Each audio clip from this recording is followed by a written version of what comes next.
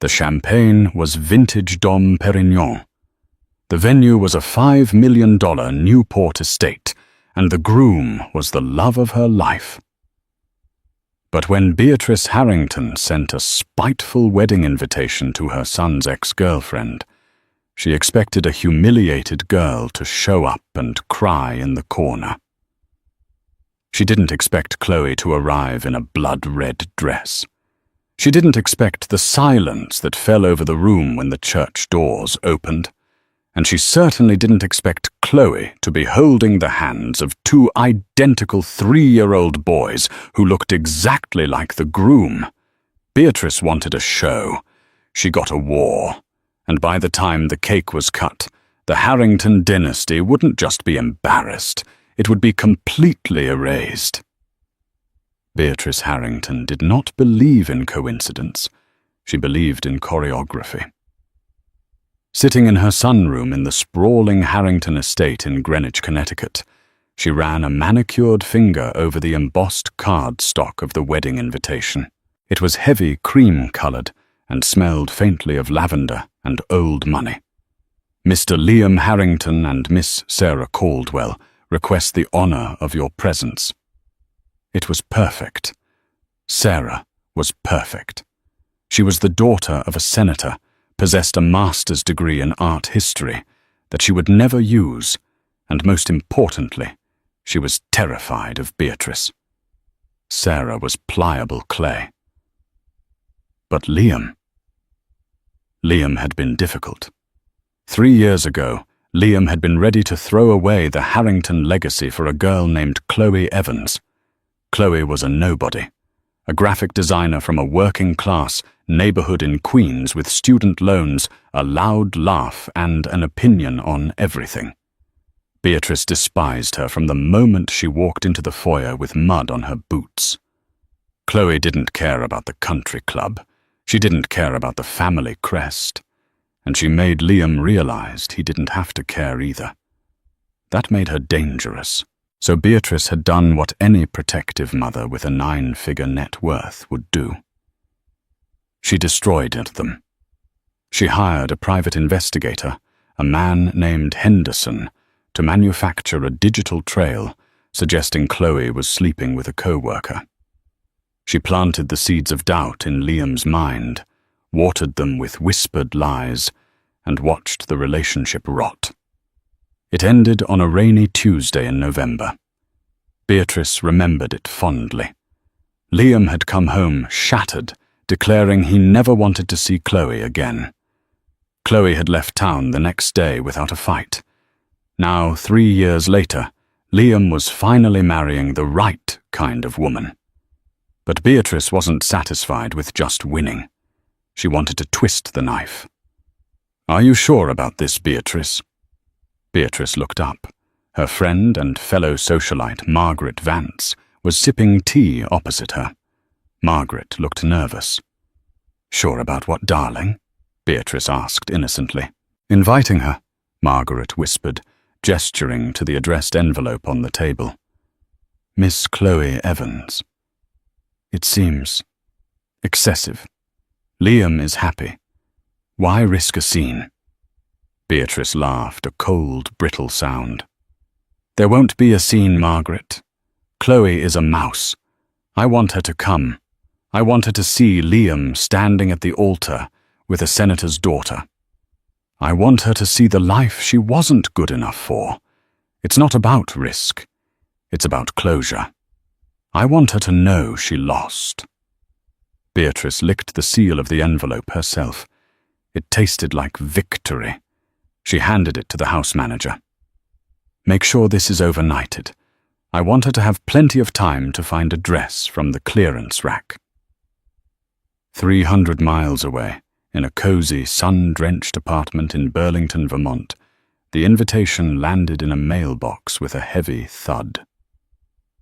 Chloe Evans was no longer the mouse Beatrice remembered.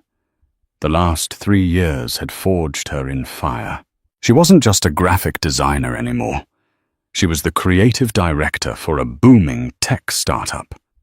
She had cut her hair into a sharp, chic bob and swapped her thrift store cardigans for tailored blazers. But the biggest change wasn't her career or her clothes. Chloe picked up the mail as she walked into her apartment. She froze when she saw the return address: the Harrington estate. Her heart hammered against her ribs, a phantom pain from a wound she thought had healed. Liam. She hadn't spoken to him since he accused her of cheating, an accusation so baseless and cruel it had left her speechless. He hadn't believed her denials. He had chosen his mother's poison over their truth. She had left New York not just because of the heartbreak, but because of the secret she discovered 2 weeks after the breakup. "Mommy." A small voice broke her trance. Chloe looked down.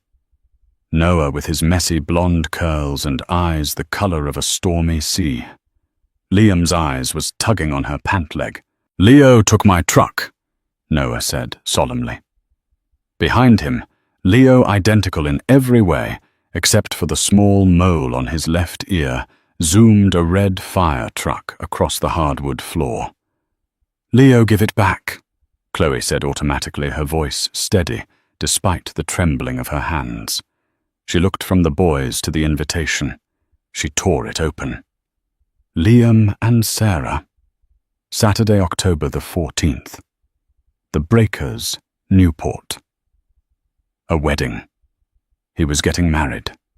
A wave of nausea hit her, followed immediately by a blaze of cold anger. Beatrice.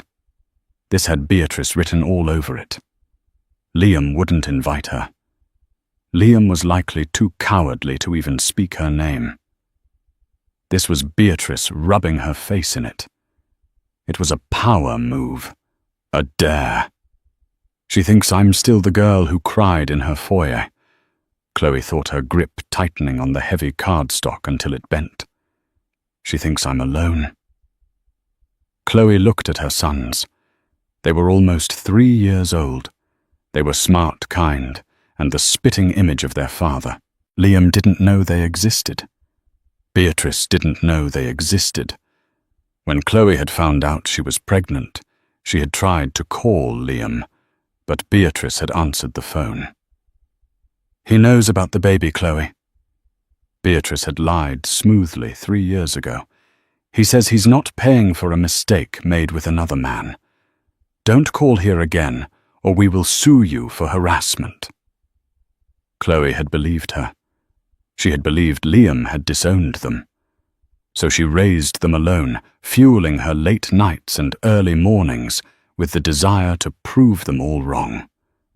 But now, looking at the invitation, the pieces of the past didn't fit. If Liam thought she was a cheater who tried to pin a pregnancy on him, why would he or even his mother invite her? Unless Beatrice had never told Liam about the pregnancy call. The realization hit Chloe like a physical blow. Beatrice had blocked the information. Beatrice was playing a game where she controlled all the pieces. Chloe looked at the RSVP card. Accepts with pleasure. She walked over to the kitchen counter, grabbed a pen, and checked the box. Under number of guests, she paused. A slow, dangerous smile spread across her face. It wasn't a smile of happiness. It was the smile of a general surveying a battlefield where the enemy had left the gate open. She wrote the number 3. "Boys," Chloe said, turning to the twins, "how would you like to go to a party and meet your daddy?" The wedding day dawned with the kind of aggressive perfection that only money could buy. The sky over Newport was a piercing, cloudless blue. The ocean glittered like scattered diamonds. The Breakers, the Vanderbilt mansion chosen for the venue, stood imposing and majestic, a stone fortress ready to guard the secrets of the elite. Inside the groom's suite, Liam Harrington fixed his cufflinks. His hands were shaking. "You look like you're facing a firing squad mate," his best friend Arthur joked, handing him a glass of scotch. Liam forced a smile. Just nerves. Sarah is... she's great. This is the right thing. The right thing. Arthur repeated, his tone skeptical. Not the happy thing. Liam turned to the window, looking out at the rows of white chairs being set up on the great lawn. Mother approves. The family approves. Sarah is safe. She loves me. But she isn't her, a traitorous voice whispered in his head. Even 3 years later, the ghost of Chloe haunted the corners of his mind. He still didn't understand how it had gone wrong so fast. The evidence his mother had shown him, the texts, the photos had looked real. But looking back, the speed at which Beatrice had produced them was suspicious. He shook his head. It didn't matter now. Chloe was gone. Downstairs, guests were arriving. It was a who's who of East Coast high society. Senators, tech moguls, old oil money. The air smelled of expensive perfume and hydrangeas. Beatrice stood at the entrance to the lawn, acting as the gatekeeper. She wore a champagne-colored gown that was arguably too close to white, encrusted with crystals. She looked like a queen holding court. "Wonderful to see you, Senator," she purred. "Oh, Margaret, that hat is divine." She checked her watch. 10 minutes until the ceremony. "Has she arrived?" Beatrice asked her assistant, a harried young woman named Jessica, in a low hiss. Jessica checked her clipboard. "Not yet, Mrs. Harrington. Perhaps she decided not to come. She'll come," Beatrice said, her eyes narrowing. "She doesn't have the dignity to stay away." Just then, the hum of an engine turned heads. Usually guests arrived in hired town cars or limousines, but rolling up the long driveway was a sleek matte black Range Rover. It looked aggressive among the sea of sedans. The car stopped right at the drop-off point, blocking the path of a Bentley. "Who on earth is that?" Margaret Vance asked, adjusting her glasses. The driver's door opened. A valet rushed forward, but the driver stepped out before he could help. Beatrice felt her breath hitch. It was Chloe. But it wasn't the Chloe she remembered. The woman standing by the car was wearing a dress that could only be described as a weapon. It was a deep, blood-red silk that clung to her frame like liquid, tasteful yet undeniably bold. Her back was straight, her chin held high, her bob cut sharp as a razor. She wore oversized sunglasses that hid her eyes, adding an air of untouchable mystery. Beatrice felt a flicker of irritation. Chloe was supposed to look pathetic. She looked expensive. "Well," Beatrice muttered, "at least she came alone." But then Chloe didn't walk toward the ceremony. She opened the back door of the Range Rover. The chatter on the lawn began to die down as people watched. Why was she digging in the back? Chloe stepped back, holding the hand of a small boy. He was dressed in a tiny custom-tailored navy suit with a red bow tie that matched Chloe's dress. His blonde curls were brushed back. A murmur rippled through the crowd. Then Chloe reached in again. She pulled out a second boy, identical to the first. Same suit, same curls, same face. The silence on the lawn became absolute. It was a vacuum sucking the air out of the lungs of 200 guests. Beatrice felt her champagne flute slip from her fingers. It shattered on the cobblestones, the sound echoing like a gunshot. But no one looked at the broken glass. Every set of eyes was locked on the 2 children standing on either side of Chloe Evans. They weren't just random children. To anyone who had known Liam Harrington as a child, and half the guests had the resemblance, was undeniable. It was terrifyingly accurate. They had the Harrington jawline, the Harrington nose. the unmistakable Harrington blonde hair. Chloe adjusted her sunglasses, then took them off, hooking them onto the neckline of her dress. She looked directly across the lawn, locking eyes with Beatrice. Chloe didn't smile. She didn't wave. She simply gripped the hands of her sons, lifted her chin, and began to walk. Click-clack. Click-clack. Her heels on the stone path were the only sound. The crowd parted for her, like the Red Sea, faces aghast, whispers erupting in her wake like wildfire. My God, look at them. Are those... Does Liam know? They look exactly like him. Beatrice was frozen. Her carefully constructed reality was fracturing before her eyes. This wasn't possible. She had told Chloe that Liam knew and didn't care. She had told Liam that Chloe had aborted the baby she claimed was someone else's. She had built a fortress of lies, and Chloe had just walked through the front gate with 2 battering rams. Chloe stopped 10 feet from where Beatrice stood. The twins looked up at the terrifying woman in the sparkly dress with wide, curious eyes. "Hello, Beatrice," Chloe said. Her voice was smooth calm and carried a dangerous weight. Beatrice's mouth opened and closed like a fish. You brought... I brought my +1s, Chloe said, her voice raising just enough for the surrounding senators and socialites to hear. You invited me, didn't you? I thought it was only polite that the boys finally meet their grandmother. She looked down at Noah. Noah, say hello to Mrs. Harrington. Hi, Noah chirped, waving a small hand. The resemblance was so stark it was painful. Beatrice felt the blood drain from her face. She looked around. Everyone was staring. The judgment was palpable. The scandal was already writing itself in their minds. The Harrington heirs hidden away. You can't be here, Beatrice hissed, stepping forward. Her voice trembling with rage. You need to leave, now. Leave, Chloe feigned surprise. But the ceremony is about to start, and I think the groom might want to know his sons are here.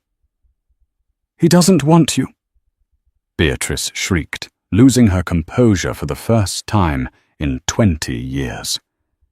He chose Sarah. You are trash, and these bastards are not. Mother. The voice came from the top of the stone stairs leading to the altar. Beatrice froze. Chloe looked up. Liam was standing there. He had come out to see what the commotion was. He was pale, his hands gripping the stone railing. He was staring at Chloe, his eyes wide with shock. Then his gaze drifted down. He saw Noah. He saw Leo. The world seemed to stop spinning for Liam Harrington. He looked at the boys, and then he looked at a photo of himself at age 3 that sat on his mother's mantel every day. It was like looking in a mirror through time.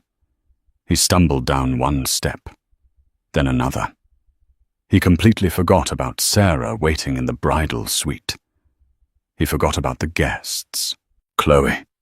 He choked out his voice, barely a whisper. Chloe softened just a fraction. This was the moment of truth. Hello, Liam, she said quietly. Liam reached the bottom of the stairs. He fell to his knees, not in front of Chloe, but in front of the boys. He reached out a trembling hand, hovering it near Leo's face, afraid to touch him. Who? Liam stammered, tears instantly welling in his eyes. Are they? This is Noah, Chloe said, her voice thick with emotion she tried to suppress. And this is Leo. They turn 3 next month. Liam looked up at her, betrayal and confusion warring on his face. 3. But you left. You never said. I called. Chloe said, her voice hardening as she shifted her gaze back to Beatrice. I called the day I found out. Your mother answered. Liam slowly turned his head toward Beatrice. The look on his face transformed from wonder to a dawning, horrific realization. Beatrice took a step back. Liam, she's lying. She's a gold digger. They could be anyone's. Look at the mother, Liam roared. The sound was primal. It echoed off the mansion walls. Look at their faces, they are me. The silence that followed was heavy enough to crush bones. But the drama was only beginning, because standing on the balcony above them, watching the entire scene unfold through her veil, was Sarah. And she wasn't crying. She was taking notes. The silence on the great lawn didn't last. It broke not with a shout, but with the invasive collective hum of technology. Smartphones were raised. The scene, the kneeling groom, the twins in red bow ties, the mother in the blood-red dress, and the matriarch trembling with rage, was being live-streamed to the world. Beatrice Harrington's nightmare was going viral in real time. Liam stood up.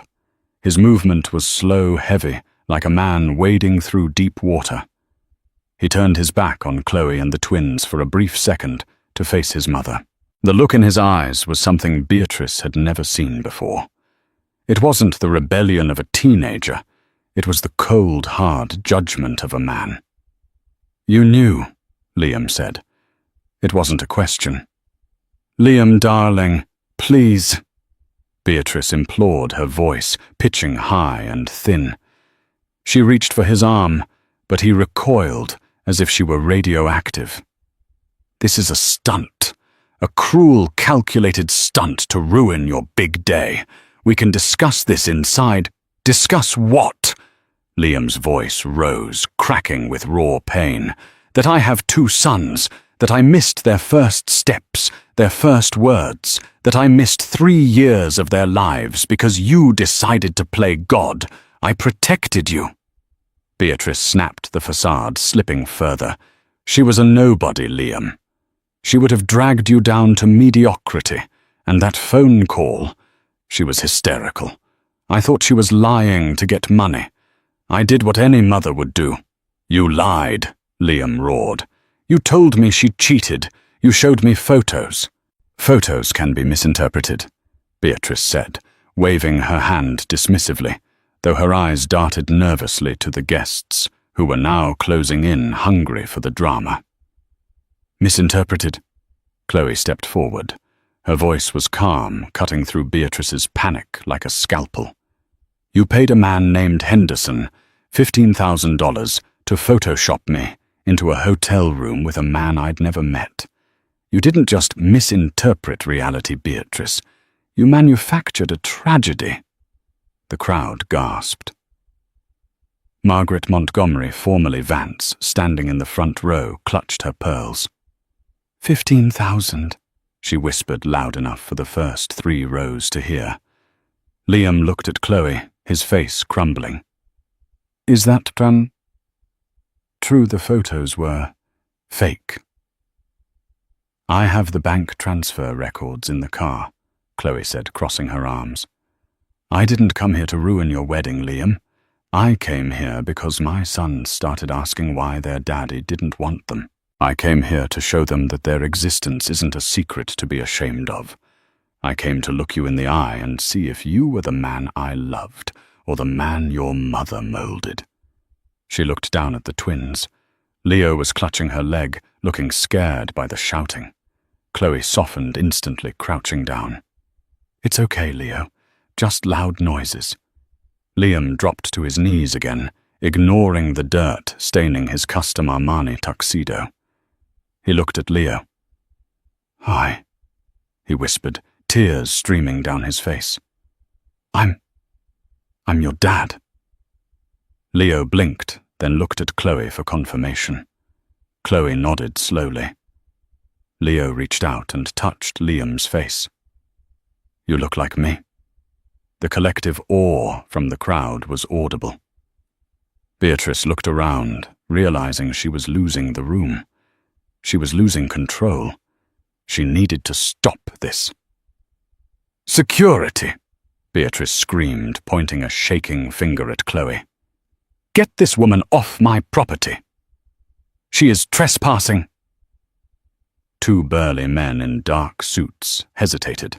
They looked at the groom kneeling in the grass. They looked at the formidable Beatrice. Don't you dare! A new voice rang out. Everyone looked up. Sarah Caldwell, the bride, was descending the stone staircase. She was a vision in white lace and silk, a dress that cost more than most people's cars. But her face wasn't the face of a blushing bride. It was the face of a prosecutor. She wasn't crying. She was furious. She walked right past Beatrice, ignoring the older woman's outstretched hand. She walked past the guests. She stopped in front of Liam and Chloe. Sarah looked at the twins. She studied their faces for a long moment. Then she looked at Liam. Get up, Liam, she said sharply. Liam stood wiping his eyes, looking shameful. Sarah, I didn't know. I swear to God. I believe you, Sarah said. She turned to Beatrice. But you knew. Sarah, dear, don't let this trash affect us. Beatrice tried to rally, flashing a strained smile. We can delay the ceremony an hour. There will be no ceremony. Sarah declared, her voice projecting clearly to the back row, where her father, Senator Caldwell, was standing with a face like a thunderhead. Sarah reached up and unclasped her diamond necklace, a gift from Beatrice. She dropped it into the grass. I wondered why you were rushing this wedding, Beatrice, Sarah said, her tone icy. I wondered why you were so desperate to merge our family's trust funds before the end of the fiscal year. My father's auditors found some irregularities in your family's holding company last week. You're cash poor, aren't you? The Harrington fortune is a house of cards. Beatrice paled. This was a secret far more dangerous than a secret grandchild. You needed my dowry and my father's connections to bail you out, Sarah continued, circling Beatrice like a shark.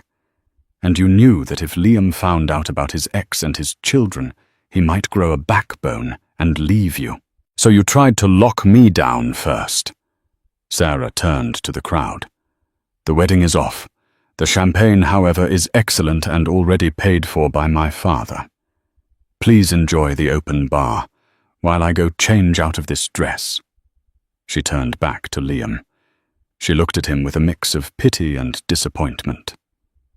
You're a good man, Liam, but you're a coward. You let her run your life for 30 years. Don't let her run theirs. She gestured to the twins. With that, Sarah Caldwell picked up her skirts and marched back into the mansion, leaving the Harrington dynasty in ruins on the front lawn. The chaos that followed was absolute. The guests, realizing the show was over, but the gossip was just beginning, swarmed the bar. Senator Caldwell was seen shouting into a cell phone, presumably calling his lawyers. Liam, however, had tunnel vision. He ushered Chloe and the boys away from the prying eyes of the cameras, guiding them into the library of the mansion, a room smelling of leather and cigars, a sanctuary he used to hide in as a boy. But they weren't alone for long. Beatrice stormed in seconds later, slamming the heavy oak doors behind her. You ungrateful, stupid boy, she shrieked, abandoning all pretense of poise. Do you have any idea what you've just done? Senator Caldwell is going to sue us for breach of promise. The stock is going to tank. We are ruined. Liam was pacing, holding a glass of water he had poured for Noah. He slammed the glass down on the desk, water splashing over the antique wood. Liam laughed darkly. There is no we anymore, Mother. You are ruined. I am free. He turned to Chloe, who was sitting on a Chesterfield sofa, Noah and Leo sandwiched protectively between her and the crazy lady in the sparkly dress. Chloe, Liam said, his voice dropping to a desperate plea. I need you to tell me everything, from the beginning. Please." Chloe looked at him. She saw the man she had loved, stripped of his arrogance, stripped of his defenses. 3 years ago, Chloe began, her voice steady. "I took a pregnancy test the morning after you broke up with me. I came to your apartment. The doorman wouldn't let me up. He said you had left strict instructions." I was angry," Liam admitted, looking at the floor. "Mother showed me texts. They came from your number. They were to a guy named Mark. They were graphic, Chloe. Cloning a SIM card costs about $50 if you know the right people," Chloe said. "Henderson knew the right people. I never sent those texts. I didn't even know a Mark." She took a breath. "I called the house phone a week later. Beatrice answered. I told her I was pregnant. I told her I needed to talk to you not for money, but because you had a right to know. She told me—" Chloe paused, her eyes flashing with renewed anger. "She told me you laughed. She said you called it a ghetto trap. She said if I ever contacted you again, you'd bury me in legal fees until I was homeless." Liam stared at his mother, horror washing over him. I never knew." "I know that now," Chloe said. "But back then I was 24, broke and heartbroken. I believed her. So I moved to Vermont. I worked 3 jobs. I built a life. And I looked at these boys every day and saw you." "They are illegitimate," Beatrice shouted from the corner, unable to stay silent. "We have no proof they are his. She could have picked up some other blonde stray in a bar. I demand a DNA test before a single cent of the trust fund goes to these mongrels." Liam moved faster than anyone expected. He crossed the room and slammed his hand against the wall next to Beatrice's head. He didn't touch her, but the violence of the action made her gup and shrink back. "Don't you ever," Liam hissed, his face inches from hers, "call my sons that again. Look at them, Mother. Look at the genetic stamp on their faces. You don't need a test. You need a soul." He stepped back, straightening his jacket. "And you can keep the trust fund. You can keep the house. You can keep the failing company, and the lies, and the fake friends." "You can't mean that," Beatrice whispered, her eyes wide with genuine fear. "You have no money of your own, Liam. I control your accounts. You leave this house, you leave with nothing but the clothes on your back." Liam looked at his tuxedo. He ripped off the bow tie. He took off the expensive watch Beatrice had given him for his engagement. He placed the watch on the desk. "Then I leave with nothing," Liam said. He turned to Chloe. "I don't expect you to forgive me. I don't expect you to take me back. I was weak and I was stupid, and I let her poison us. But I want to know them." He pointed to the boys. "I will sleep on a couch. I will get a job waiting tables. I don't care. I just want to be their father." Chloe looked at him. She saw the resolve in his eyes. It was the Liam she had met in a coffee shop 4 years ago, the Liam who wanted to be an architect, not a CEO. "Well," Chloe said, standing up and smoothing her red dress, "we have a guest room in Burlington, but you're not sleeping on the couch. You're sleeping on the floor until you buy a bed." A small, tentative smile touched Liam's lips. "Deal. You walk out that door, Liam Harrington, and you are dead to me." Beatrice screamed, grabbing a heavy crystal vase. "That's fine, Mother," Liam said calmly. He walked over to the boys. "Hey guys, do you want to go see a fire truck? There's a station down the street." "Fire truck!" Leo yelled, jumping off the sofa. Liam scooped Leo up. He felt the solid weight of his son in his arms for the first time. It was grounding. It was real. "Let's go," Liam said. He offered his other hand to Chloe. She hesitated for a second, then took it. They walked out of the library, leaving Beatrice alone. She stood trembling in the center of the room. The vase slipped from her fingers. It shattered on the floor, exploding into 1,000 pieces, much like the Harrington legacy. But the story wasn't over. Because Beatrice Harrington was not a woman who accepted defeat. As the door clicked shut, her shock began to harden into something colder, something more dangerous. She pulled her phone from her clutch. Her hands were shaking, but her voice was steady when she dialed. "Henderson," she said into the receiver. "It's Beatrice. I have a new job for you. It involves custody, and I don't care how much it costs. Get me something I can use to declare Chloe Evans an unfit mother." The immediate drama of the wedding was over, but the war was just beginning. Liam and Chloe had escaped the castle, but the dragon was still breathing fire. In Burlington, life began to settle into a strange, tentative rhythm. Liam, true to his word, had moved into the small guest room of Chloe's apartment. The transition from heir to the Harrington fortune to a man assembling IKEA furniture in a Vermont duplex was jarring, but Liam embraced it with a hunger that surprised even Chloe. He got a job at a local architectural firm. It was entry-level. He answered to a boss 5 years younger than him. He made coffee. But he also drafted designs, and for the first time in years, he was drawing things he loved. Not corporate headquarters, his mother demanded. The twins adored him. They didn't care about his bank account. They cared that he could lift them high enough to touch the ceiling, and that he knew how to do the voices for their bedtime stories. But Chloe kept a wall up. She watched him interact with the boys, her heart aching with a mixture of love and fear. She wanted to trust him. She wanted to believe he was here to stay. But the shadow of Beatrice loomed long. 3 weeks after the wedding catastrophe, the shadow materialized. It was a Tuesday. Chloe was at work. Liam was picking the boys up from daycare. When Liam arrived at the Little Acorns preschool, the gate was locked. The playground was empty. Panic, cold and sharp, spiked in his chest. He buzzed the intercom. "Hello? I'm here for Noah and Leo Evans." The door buzzed open, and the director, Mrs. Gable, stepped out. She looked pale. "Mr. Harrington," she said, wringing her hands. I don't understand.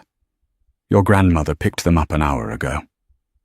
Liam felt the world tilt on its axis. "My grandmother? I don't have a grandmother." "The older woman?" Mrs. Gable stammered. "Very elegant. She had the paperwork, a court order signed by a judge in Connecticut, granting emergency temporary custody to Beatrice Harrington, due to unsafe living conditions and parental negligence." Liam didn't hear the rest.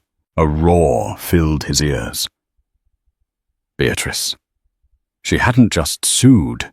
She had kidnapped them legally. She had used her connections, her judges, her money, to steal the boys, while Liam and Chloe were looking the other way. Liam pulled out his phone. His hands were shaking so hard, he almost dropped it. He dialed Chloe. "Chloe," he said, his voice breaking. "She took them." "Who?" Chloe asked, laughing at something a co-worker said in the background. "Took who?" "My mother," Liam choked out. "She took the boys." The silence on the other end of the line was the sound of a mother's heart stopping. "I'm coming," Chloe said. The line went dead. Liam ran to his car. He didn't drive to the police station. He knew the police would look at the court order and shrug. This was a civil matter. This was a rich person's game. He drove toward the highway, toward Connecticut, toward the war he thought he had left behind. Beatrice had made a fatal error. She thought taking the children would force Liam to come back to her, to beg to return to the fold to protect them. She thought she was holding hostages, But she didn't realize that by taking Chloe Evans's children, she hadn't trapped a rabbit. She had trapped a wolf. And she had just invited the pack to her doorstep. The drive from Burlington to Greenwich took 4 hours. Liam made it in 3. The Range Rover tore down the interstate, the engine screaming, mirroring the panic in the car. Chloe sat in the passenger seat, her knuckles white as she gripped her phone. She had called every lawyer in the state of Connecticut. The answer was always the same. If a judge signed an emergency custody order, you cannot just take them back. You have to go to court. It will take days, maybe weeks, to get a hearing. Weeks. Beatrice would have them on a plane to a Swiss boarding school by morning. When they screeched to a halt in front of the wrought iron gates of the Harrington estate, it was raining a cold, biting New England drizzle. The gates were closed. A patrol car sat in the driveway, its blue lights spinning silently. Liam jumped out of the car before the engine died. He ran to the gate, grabbing the iron bars. "Open the gate!" he screamed. "Mother! Open the damned gate!" A police officer stepped out of the patrol car. He was a heavy-set man named Officer Miller, who had worked security detail for the Harringtons' parties for years. He looked uncomfortable. "Mr. Harrington," Miller said, walking to the gate, "you need to step back. She kidnapped my children." "Miller," Liam shouted, shaking the bars. "She took them from their preschool. She has a court order, Liam," Miller said gently. "She showed us the paperwork. Emergency temporary custody granted by Judge Hawthorne. Allegations of narcotics use and abandonment at the mother's residence." Chloe stepped up beside Liam. The rain plastered her hair to her face, but her eyes were dry and burning with a terrifying intensity. "Narcotics?" Chloe asked, her voice low. "I have never touched a drug in my life. I run a company. My boys are my life." "I'm just the messenger, ma'am," Miller said, looking down. "The judge signed it.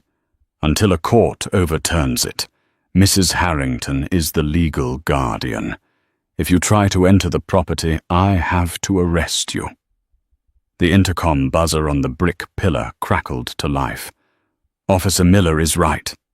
Beatrice's voice floated through the speaker, distorted but dripping with satisfaction. "Go home, Chloe. You're making a scene. Again." "Let me talk to them," Chloe yelled at the speaker. "Let me hear their voices, Beatrice. They're terrified." "They are perfectly fine," Beatrice replied. "They are currently being fitted for proper attire. We burned those dreadful polyester rags you dressed them in, and don't worry about their education. I've already arranged for a tutor to prepare them for the St. Jude's Academy entrance exam. They have a lot of catching up to do. They were practically feral." "They are toddlers," Liam roared. "They don't need entrance exams. They need their mother. They need discipline and a legacy," Beatrice snapped. "Something you failed to provide. Now leave, or I will have Officer Miller press charges for harassment. You have a hearing next Tuesday. We'll see you then." The intercom clicked off. Liam slammed his fist into the brick pillar, skinning his knuckles. He turned to the officer. "Miller, please. You know her. You know she's crazy. Let me in." "I can't, Liam," Miller said, his hand resting on his holster. "I'm sorry. Go get a lawyer."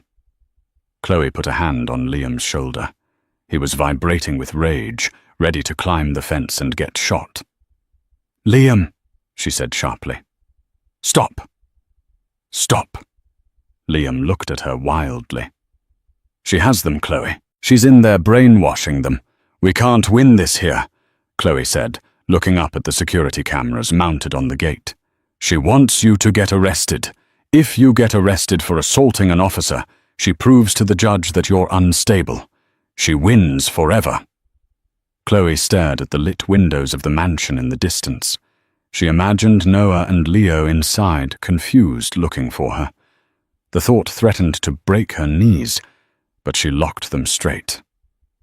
"We need to leave," Chloe said. "Where?" Liam asked, defeated. "To find the leak," Chloe said, turning back to the car. Judge Hawthorne signed that order based on evidence. Beatrice didn't forge it herself. She used Henderson. And if Henderson provided fake evidence, we don't need a lawyer to overturn the order. We need a confession. They retreated to a Motel 6 on the outskirts of town. It was a stark contrast to the luxury of the Harrington estate, smelling of stale cigarettes and lemon polish. Liam paced the small room like a caged tiger. Chloe sat on the bed, her laptop open, hacking away at a keyboard. "I can't find Henderson," Chloe said, frustration leaking into her voice. "His agency website is down. His phone is disconnected. Beatrice must have paid him off to disappear. He drinks at a place called the Rusty Anchor in the harbour," Liam said, stopping his pacing. "Or he used to. When I was a kid, he'd meet my father there." "That was 20 years ago, Liam," Chloe said. "It's all we have," Liam replied. Just then a heavy knock pounded on the motel door. Chloe and Liam froze. Had Beatrice sent the police to serve them with a restraining order? Liam walked to the door and looked through the peephole. He frowned. He undid the chain and opened the door. Standing in the hallway, wearing a trench coat over casual jeans and holding a thick manila envelope, was Sarah Caldwell, the jilted bride. "May I come in?" Sarah asked, her voice crisp. "I saw your car parked outside. Not exactly your usual style, Liam." "What do you want, Sarah?" Liam asked, blocking the doorway. "If you're here to gloat, I'm here," Sarah said, pushing past him into the room. "Because Beatrice Harrington humiliated me in front of 300 of the most important people on the East Coast. And I'm a Caldwell. We don't get mad, Liam. We get even." She tossed the manila envelope onto the bed next to Chloe. Chloe looked at Sarah warily. "What is this one, my father's opposition research?" Sarah said, taking a seat on the wobbly desk chair. "Before the wedding, my father had his team look into the Harrington finances. He wanted to make sure I wasn't marrying into debt." "And?" Liam asked. "And he found out that the Harrington fortune is a myth," Sarah said. "Beatrice has been running a shell game for 5 years. She's been borrowing against the estate to pay the interest on other loans. She's leveraged to the hilt. But that's not the illegal part." Sarah tapped a long, manicured fingernail on the envelope. "She's been raiding the employee pension fund of Harrington Industries to pay for her lifestyle. That is federal embezzlement. That is prison time." Chloe opened the envelope. Rows of numbers, bank transfers, and offshore accounts stared back at her. "Why are you giving this to us?" Chloe asked. "Because," Sarah said, her expression hardening. "Beatrice called my father an hour ago. She invited him and me to a welcome home brunch tomorrow morning at the estate. She's inviting the press. She plans to debut the twins as the heirs she saved from a troubled home. She's going to spin the narrative that she rescued them from you, Chloe." Liam looked sick. "She's going to parade them around like show ponies." "Exactly," Sarah said. "She thinks that if she controls the public narrative, the judge won't dare rule against her. She needs the twins to secure the trust fund, which is the only thing stopping the bank from foreclosing on the house next week." Sarah looked at Liam, her eyes softening slightly. "I loved you, Liam. Maybe I still do in a way. But I hate her more. She used me. She used you. She's using those little boys." Sarah stood up. "Tomorrow at 10:00 a.m. The press will be there. The senator will be there. The gates will be open." "We can't just walk in," Liam said. "Security will tackle us." "They won't tackle me," Sarah said with a wicked smile. "And they won't tackle my guests." Chloe looked at the documents, then up at Sarah. A plan began to form, a plan far more damaging than a simple rescue mission. "We need one more thing," Chloe said. "These documents prove she's a thief, but they don't prove she lied to the judge about the drugs. We need to prove she's a liar, or the police might still keep the boys in foster care while she goes to jail." "Henderson," Liam said. "I know where he is," Sarah said. "My father's team tracked all of Beatrice's recent payouts. She wired Henderson $20,000 yesterday. But the transfer bounced because her accounts are frozen pending the audit. Henderson is currently sitting at the Rusty Anchor very drunk and very angry that his check didn't clear." Chloe stood up, grabbing her coat. The despair was gone, replaced by the cold, tactical precision of a mother going to war. "Liam, you go with Sarah to get Henderson. Force him, bribe him, do whatever you have to do to get him on video, admitting he faked the drug evidence." "Where are you going?" Liam asked. Chloe looked at the laptop. "I have a friend at the New York Times who owes me a favor. If Beatrice wants a press conference, I'm going to make sure the right questions are asked. And I'm going to print these bank statements on giant poster boards." She turned to Sarah. "Can you get us into that brunch?" "I'm the maid of honor," Sarah said, checking her watch. "Technically, I haven't resigned yet. I'll drive the getaway car." "Good," Chloe said. "Tomorrow morning, Beatrice Harrington doesn't just lose her grandsons, she loses her name." The night was long. Liam and Sarah found Henderson in a dark booth at the back of the dive bar. He was 3 sheets to the wind, ranting to the bartender about cheap rich ladies. It didn't take much persuasion. When Liam slammed a recording of Beatrice calling Henderson a useful idiot, a voicemail Sarah had intercepted onto the table, and Sarah offered him $5,000 cash from her own purse, Henderson sang like a canary. He admitted everything on camera. The photoshopped pictures from 3 years ago. The planted drug paraphernalia in Chloe's trash cans in Vermont. The falsified report to the judge. By 4:00 a.m. they had the video. By 5:00 a.m. they had printed copies of the embezzlement records. By 9:00 a.m. the rain had stopped, leaving the sky a crisp, innocent blue. At the Harrington estate, the lawn was being set for a garden party. Waiters in white jackets circulated with mimosas. A small podium was set up. Reporters from local news stations and gossip columns were setting up tripods. Beatrice stood on the terrace wearing a pastel yellow suit. She looked triumphant. She held the hands of Noah and Leo. The boys looked miserable. Their wild curls had been gelled flat against their heads. They were wearing stiff, itchy wool suits with knee socks.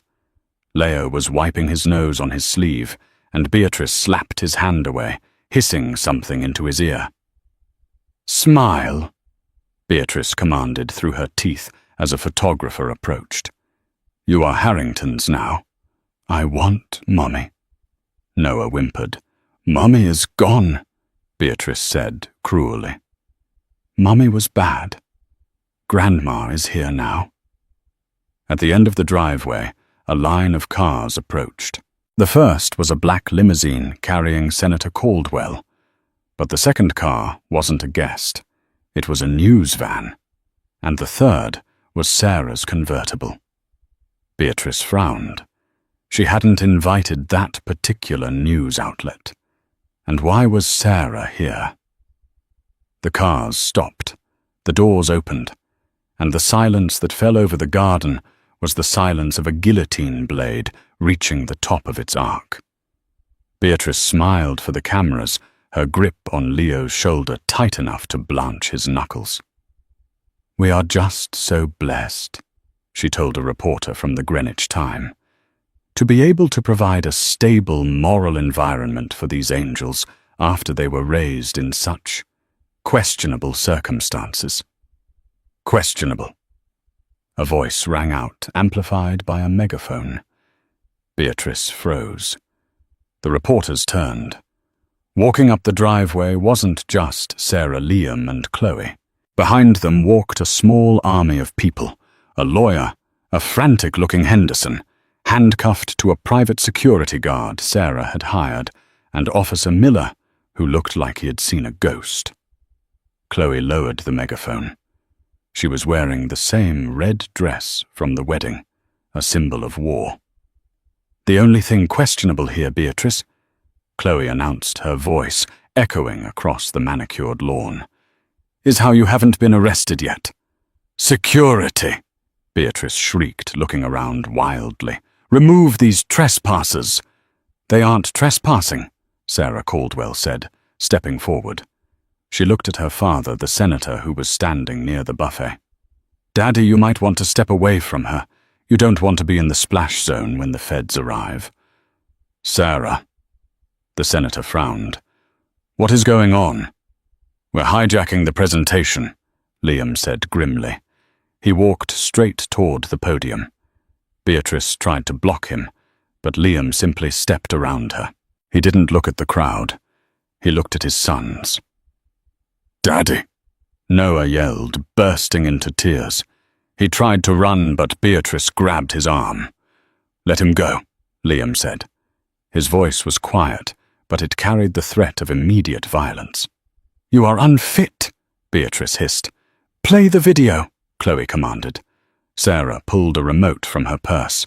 She pointed it at the massive outdoor screen Beatrice had set up to display a slideshow of Harrington history. The screen flickered. The image of the Harrington crest vanished. In its place was a shaky video of Henderson sitting in a dark booth at the Rusty Anchor, looking drunk and terrified. "She paid me," the video. Henderson slurred. "Beatrice Harrington. She gave me 20 grand to plant the drugs in Chloe's trash. She told me to doctor the photos 3 years ago, too. The girl never cheated. Beatrice just wanted her gone." A collective gasp went through the crowd. The reporters were frantically typing. The live stream comments were scrolling so fast they were a blur.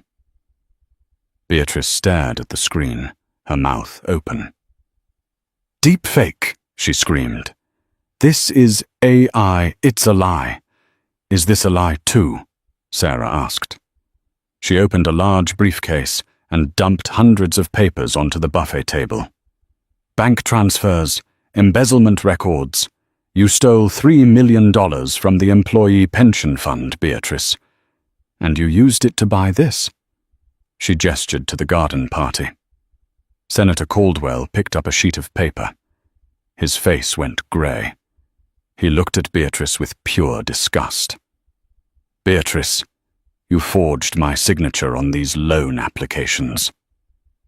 The sound of sirens began to wail in the distance, growing louder by the second.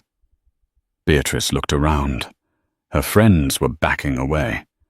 The press was circling like sharks, smelling blood. Her son was kneeling on the ground, hugging the twins who were clinging to him like limpets. She was alone. "I did it for the family," Beatrice screamed, the mask finally falling off, revealing the terrified, desperate woman underneath. "I did it to save the name. We were broke. We were going to lose everything." "You just did," Liam said, standing up with a twin in each arm. He walked over to Chloe, who wrapped her arms around all 3 of them. Officer Miller stepped forward as 2 FBI agents alerted by the senator's team earlier that morning came running up the driveway. "Beatrice Harrington," Officer Miller said, pulling out his handcuffs. "You are under arrest for fraud, embezzlement, and filing a false police report." As they clicked the cuffs onto her wrists, Beatrice didn't look at the police. She looked at Liam. "I am your mother," she wailed as they dragged her toward the squad car. "I made you."